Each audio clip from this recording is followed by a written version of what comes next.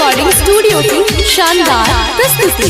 जा जाए जान तू तो हमके भुलैलू, पिया के पाके अपना हमके ठुकरैलू।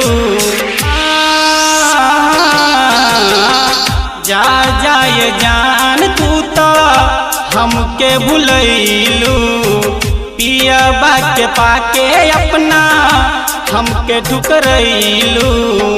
खुश नहीं रहबू तर पाके ये जान हमके पागल बना के, दूसरा से साथी राजा के ये जान हमके पागल बना के। जा जाए जान तू तो हमके भुलैलू, पिया के पाके अपना हमके ठुकरैलू।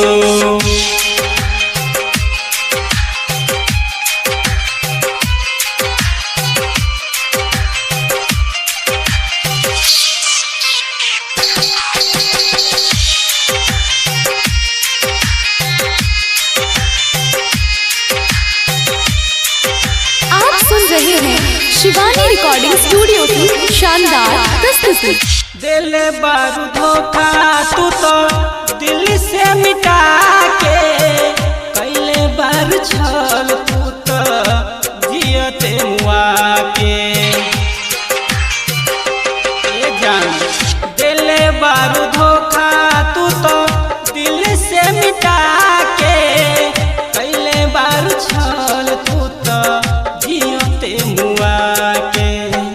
अखियाँ से लोरबा बहा के ये जान हमके पागल बना के, गम दिल खुशी के चुरा के ये जान हमके पागल बना के।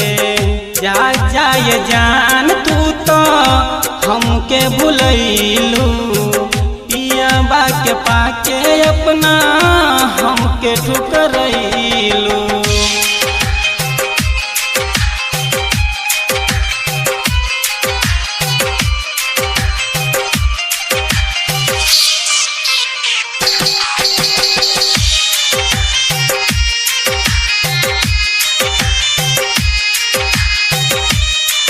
आप सुन रहे हैं शिवानी रिकॉर्डिंग स्टूडियो की शानदार प्रस्तुति। ठीक नहीं कैलू तू तो शिव मोहन के भुला के, बोला का तू कैलो दुलर बाके अपना के।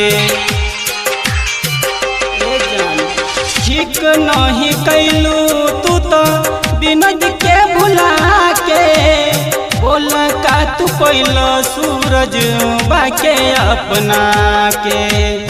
ओकरा के सीना से लगा के ये जान हमके पागल बना के, दिल बाके हमरो दुखा के ये जान हमके पागल बना के। जा जाए जान तू तो हमके भुलैलू, पिया के पाके अपना हमके ठुकरैलू। शिवानी रिकॉर्डिंग स्टूडियो गौर गामा चौक।